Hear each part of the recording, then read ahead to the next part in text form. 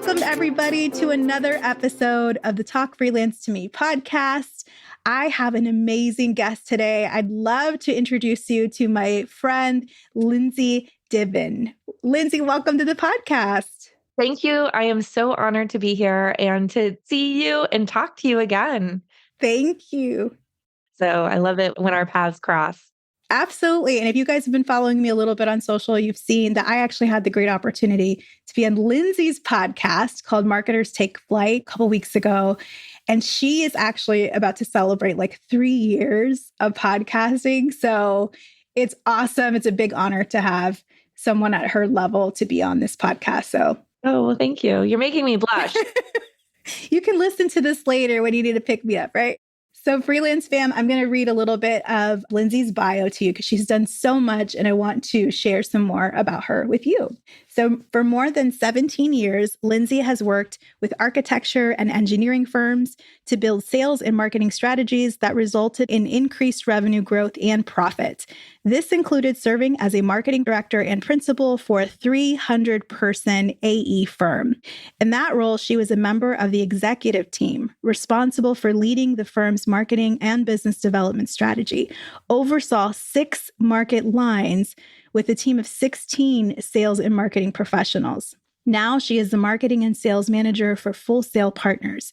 She oversees marketing campaigns to position the firm as a leading provider of Dell Tech Vantage Point and Black Box connector software solutions and business consulting for AEC firms. She is also the founder of Marketers Take Flight, an AEC industry-specific marketing and business development training company. She hosts a podcast by the same name and is the creator of the Proposal Pro course. Outside of the office, she is married to an amazing man and has 2 kids and a Labradoodle, attempts to work out regularly, and enjoys a glass of wine. She is addicted to real estate investing and her beloved Florida Gators. Go Gators! Yes, yes. I'm with good company today, my fellow Gator. I love it. At the same time, I think we're graduating when I was just arriving maybe, or we kind of just missed each other, but it's definitely anybody here in Florida, or if you know about the Gators, you know that we ride strong for our team and we have a great alum network and it's an awesome school, I must say. So, and it's great to live back in Gainesville and be able to go to so many things here as alumni living back in the town. That's incredible. So do you find now that you go to more things that you didn't go when you were an undergrad, or I guess it's a different type of things? Yeah, we go to all the gymnastics meets. And I never went to them when I was in school. We go to the baseball games. We've been to more basketball games. And so my son is at a different university now. He plays football for another university. And I tell him, go to all the other sporting events because, we go to the volleyball matches. I never went to any of those when I was a student. I don't know what I was doing. But I definitely wasn't studying too hard. Don't tell anybody. Me neither. No, I think about that. It's so interesting how going to a big school and you meet other alum later, and there's just all of these smaller sub-communities within the university that you could go and have a totally different experience. Or, some folks are really into the outdoors, some folks are really into concerts, and a lot of people interested in sports. But yeah, I imagine that is different now as a professional living there. Yeah, definitely. That's incredible. So you have done, as you can hear from her bio, she's done amazing things. Oh, thank you. I don't understand how you do this much in just 24 hours. I don't know either. And you look great. Thank you. So that's amazing. So for 20 years, you've been doing this AEC marketing, which is super interesting, for someone like me that knows a little bit, but it's a whole world. And I was learning from listening to your podcast, kind of from the perspective of someone who's marketing and telling that story. Very interesting. Can you tell us, what does marketing look like in the AEC industry, and what does a typical day for you look like? Oh, geez. Okay. Well, first, no 2 days the same, which I think most marketers in any industry could probably relate to. But marketing, for when you're working at an architecture, engineering, or construction firm, marketing kind of wears 2 hats. They have traditional marketing and marketing communications. So website, press releases, media relations, social media, content marketing, kind of those what I would call traditional marketing. Now, this is changing a little bit, but historically, a lot of firms, they also support what would typically be like sales enablement in other industries where they're putting together proposals. Because a lot of the proposals are like qualifications based or technical approach based. So they're doing a lot of gathering of data, putting them together in books, writing, editing, a lot of technical editing from the engineers or the architects, putting them together in these proposal books and getting them into the clients. And then a lot of times there's shortlist presentations. So where the team actually goes and presents to the client to then be awarded. And so they're helping prepare the presentations and prepare the presenters in coaching, especially because there's a lot of smaller firms. These marketing professionals wear these like dual hats, or it's a small team, but they're doing like both quote unquote, like traditional marketing. And then what I've realized from other industries, they call it like sales enablement. They're kind of supporting the close of the sale, which is a new project because architecture, engineering, construction firms, they're pursuing projects. So a new building at UF's campus, a new hospital. I used to live in Lake Nona, the new hospital building or new office building. And so they're pursuing those type of projects or a new roadway. And so it gets complex. That's why I say no 2 days are the same, because one day you might be in a shortlist interview preparation, and then the next day you're preparing for a trade show. It's just crazy, but exciting. That is amazing. I could definitely see the challenges with being kind of pulled in many different directions, but also like what a cool place. It's almost like a gym for marketers, like to really exercise those muscles because, you're helping the leadership get ready to present to a very specific audience for a specific purpose to win business, but then also thinking about all the external things that you have to do as well. So that's amazing. Some of the larger firms and then the firm I used to work with, it was pretty much we built like a whole marketing agency internal. We had graphics, we had communications, we had marketing specialists, we had an events person. Some of the larger firms start to build almost like an internal agency to support the firm. I could see why you would need that. Like, that's a lot. Wow. That's so fascinating. And so the products that you're marketing now in your current job, are those are those like business development softwares? Is that what they are? Yeah. So it's software that serves architecture, engineering, environmental consulting firms. So it's their software. I used to be a user.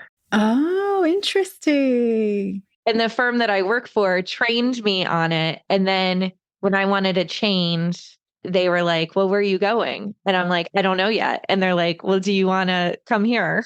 Wow. I took a couple months off to renovate the house that we live in now. And then I started working with them. It's still in the same industry. It's just now I'm on the like a vendor side, serving the firms instead of being in-house at a firm. Wow. And I'm sure they love that because you've been an end user, so you can speak to that audience. Wow. And my company, Full Sail Partners, the company I work for, that's what they try to do. They try to hire people who are users to consult and teach people. So I was a CRM consultant. So I helped like implement. And then 2 years ago, I moved back into marketing because that's my real love. I love marketing. Very cool. And then so you love marketing so much that you teach other marketers, like as if this day job wasn't enough. You've celebrated over 10 years with your own training company with Marketers Take Flight. And you have the podcast and you just reached 3 years. You're celebrating 3 years. Can you tell us more about your own businesses and what you offer? Yes. Growing up in this industry, I didn't go to UF. There was no AEC marketing degree. I just got a regular marketing degree.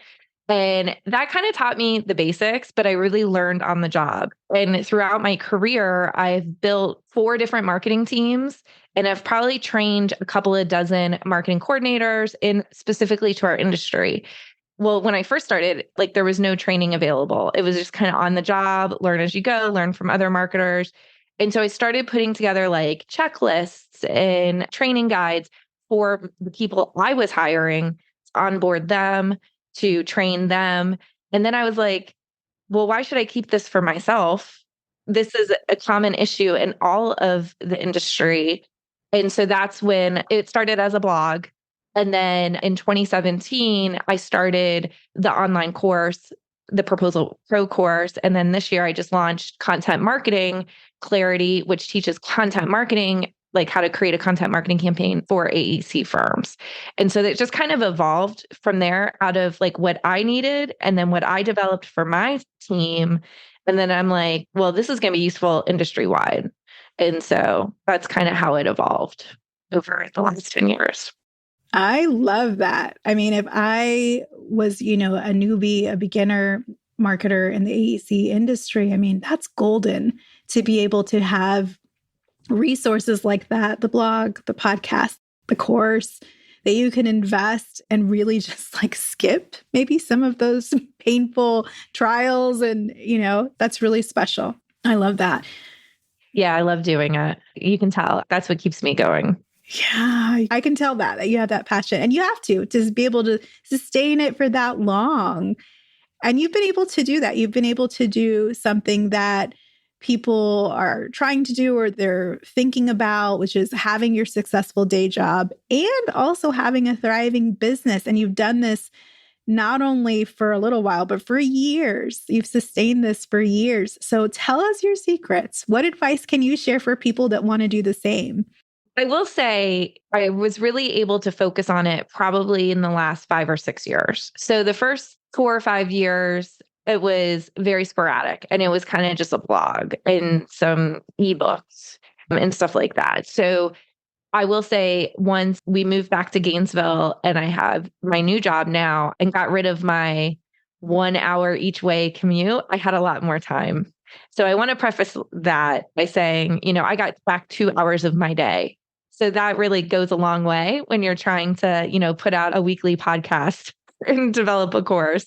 And so that's part of it. Just my lifestyle and my day job changed a little bit. But then I am a huge proponent. In fact, I'm a certified pro and I do not go anywhere without my full focus planner. Oh, nice. Yeah, they're beautiful.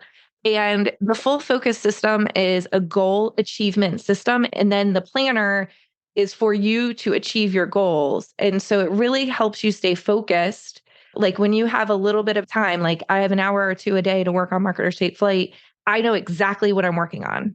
And that's what I do first. I know my daily big 3 that I need to do for Full Sail Partners and Marketers Take Flight and for the house. Let's be real. I'm a mom. I work from home. I'm the house manager. Let's be real. So I'm the kids' assistant, their personal assistants, and I'm the house manager. So that really helps me keep track. It's kind of old school because it's paper, but there's just something so real about that. And between the daily big 3 and the weekly preview, and then each quarter I start over again. I just did my quarterly preview. And so without that, I don't know what I would achieve because I would be so scattered because it's so easy to get overwhelmed and get stuck in your email inbox and just triaging your inbox and reacting to that instead of saying, no. I need to do this today. I need to get this done today. So I'm a big advocate for the full focus plan and the full focus system. Oh my goodness. Do you have a code you could share with us? Because I think I need that today. And we'll make sure we add it to the show notes too. Yes, I can. And if you use my code, I will send you my quick start videos so you can just get started right away. Okay, I need to write this down today. So tell us your code. Is it Lindsay or? I'll have to look it up. Okay. It's marketerstakeflight.com/ and I forget what after the slash. So I'll send it to you. Perfect. And we'll make sure that we include it in the show notes, Freelance fam, so that you guys can get on that because that sounds like exactly what the doctor ordered. And I like that it has my whole entire life. So my work life, my side hustle life, my kids' life, home life, everything in one place because I can't keep more than one calendar. No, I mean, that's amazing. And I tell my husband that all the time. He'll say like, what'd you get done today? And I'm like, well, I got distracted from Mejia administrative work, just like you said, managing the house and the family. It's a lot. Thank you. Thank you for sharing with us about your planner. That's awesome. So I was on your podcast, which was super fun recently, and we were talking about how freelancers, how AEC marketers and internal coordinators can use freelancers. Let's talk about the other side of the desk. Can you share some insights into what you're looking for? So what are clients looking for when they're trying to find freelance talent? What types of freelancers catch your eye? And how can we as freelancers stand out to you as the hiring manager or our client? Yeah. So I'll talk me personally, and then I'll kind of do some generalizations. How about that? So for me, when I'm looking and I'm first talking to a freelancer, I really pay attention to the questions they're asking me, because if they're insightful questions and they're trying to dig deeper, because a lot of times I know the end product, we want a case study or we want an article, but I don't necessarily know maybe exactly what I want. So I look for a freelancer that's asking those questions to kind of dig a little bit deeper. Okay, here's the concept, or here's the abstract. Like, here's what we're going to do. So that's the first thing, the questions. And then I think the second thing is if they have a process that they follow. If you don't know me, I'm a big process person. Usually I'm hiring a freelancer because I don't have time. So I don't want to figure out a process. Like, I have a podcast editor. She set me up with an Asana board. I use her Asana board. I use it all and I love it. Like, I didn't have to think about it. I didn't have to figure out how to do anything. And she's like, here's what we do. We do this, this, this, this. You name it this and give it to me. So be adaptable. If the client has a process, I guess, that you want them to follow. But I look for a freelancer that comes to me and says, okay, here's what we're going to do. Here's how I operate. Here's what I need from you. Here's when you're get the rough draft. Here's when we need the revision. Here's how we're going to share documents. Here's how we're going to yada, yada, yada. I think those are the two biggest things for me personally. And then a third thing that I think could be like me or generally would be, I look at kind of the industries that you've worked in. I don't really care if it's necessarily AEC, like engineering, architecture, or construction, but I do look for commonalities. So there's some things for our industry. We have clients that have multiple decision makers, long sales cycles, working with these really super smart technical experts and trying to like translate that.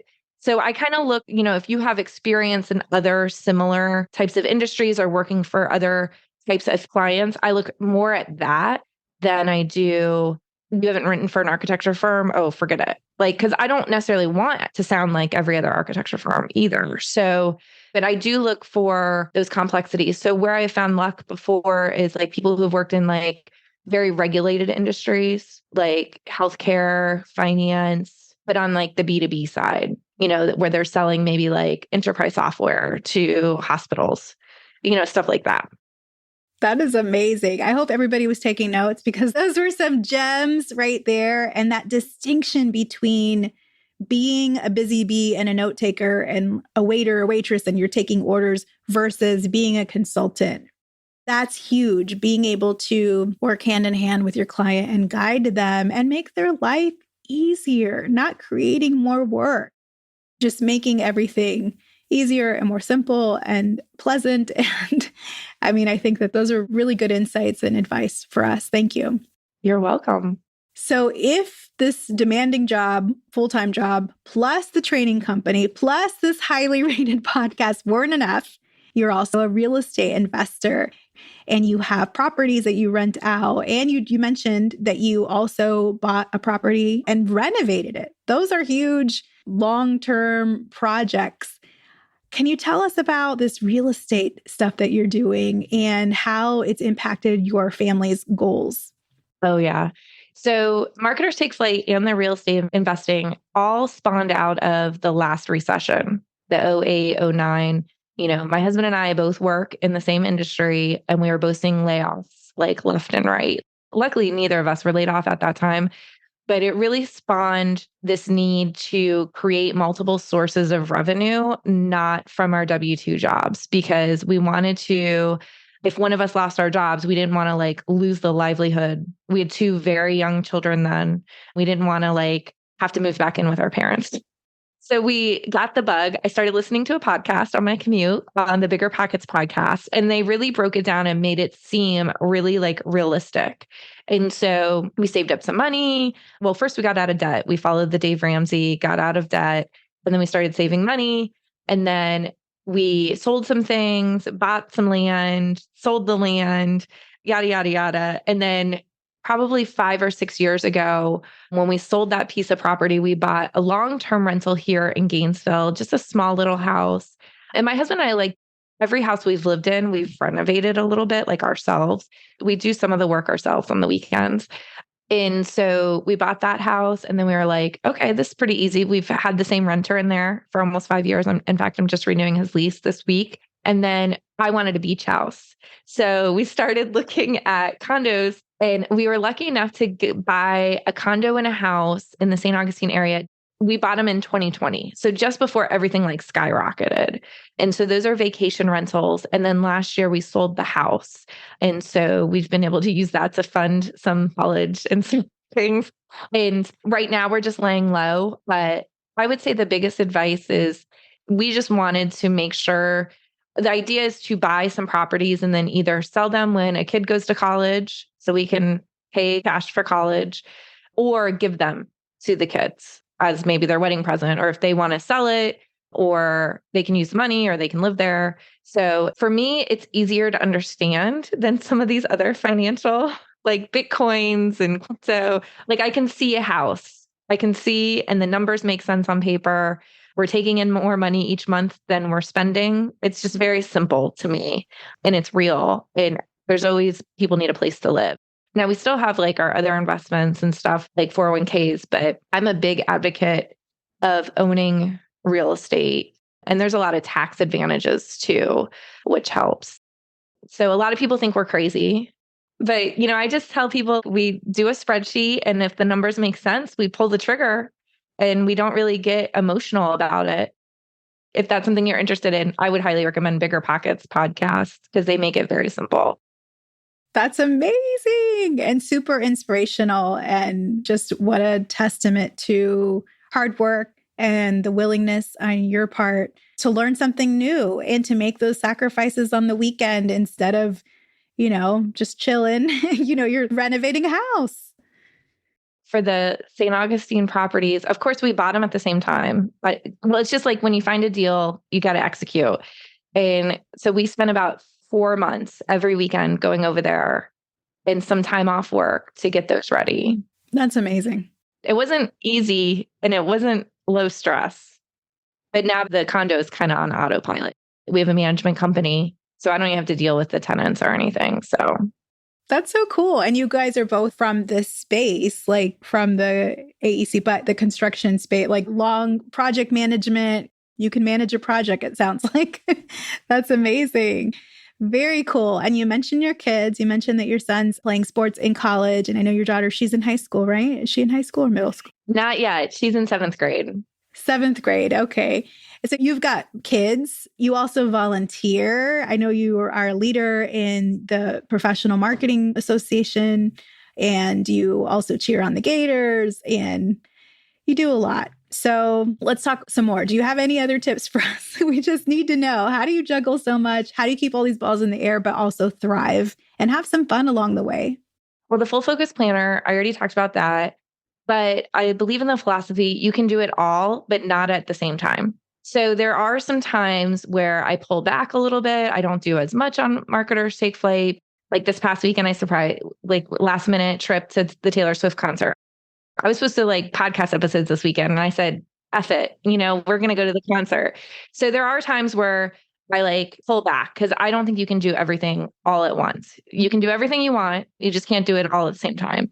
So I believe in that philosophy. And then I also say no to a lot of things. And that's what people don't see. Like if I really don't want to do it, I say no, I pass. And so a lot of that you don't see because it's not on my socials. I'm not talking about it on my podcast. I'm not seeing it. So I do say no a lot. And I think that's okay, especially if you do have kids and you get pressured to volunteer on like PTAs or go to volunteer events at school or industry organizations. Maybe saying, no, I can't be the lead on this, but I'll show up for 2 hours and work a table, but I'm not going to take the lead. So I do a lot of that. Smart. I love it. I love it. You heard it here, people. You can say no. It's a good thing. You can say no. No is a complete sentence. No. Yes, it is. No. And we don't have to justify. I mean, for me, that's something I still work on, is using silence as a tool and not filling in the space around it with all these justifications. So that's really huge. Look at what you can achieve when you do guard your time and you manage it with your planner and you say no. That's amazing. I think this is a case study in itself. So Yeah. And I got to practice it. I mean, I have to remind myself. I am not perfect at it, but I remind myself a lot. I love that. So, Lindsay, I know people are going to be in love with you and they're going to be so excited. So, how can people find you online? How can they learn more about content clarity and all the wonderful offerings you have? The two biggest places is my website, marketerstakeflight.com. And then I'm on LinkedIn. I would say probably like I'm most on LinkedIn. So you can just search me up, Lindsay Diven, and connect with me. I love connecting with listeners and audience members and starting those relationships, like pulling them from offline to into the real world. So those are probably the two places, because if you find me there, then you can get a hold of me. That's awesome. Lindsay, thank you so much for being on the Talk Freelance to Me podcast and for all of these gems that you shared with our audience. I really appreciate it. Well, thank you for having me. I'm happy to be here. Thank you. And with that, we've come to the end of another episode. Please make sure you hit subscribe if you haven't already done so, and give me a 5-star review on Apple. This will help out a lot in getting the word out about this brand new podcast. I invite you to check out the show notes and also grab my free Niches Get Riches freelance writing worksheet to brainstorm the best niches for your writing business. If you're not a writer, you can still use it to get business ideas. And until next time, this is Ashley at Talk Freelance to Me. Don't forget, we all get this one precious life. Don't constrain yourself to a box that you were never meant to fit in. It is your right to profit from your own creative gifts. This podcast was created by Ashley Cisneros Mejia. Our music was composed by Donna Rafael of World Instrumentals. Talk Freelance to Me is a product of Phoenix Creative Studio.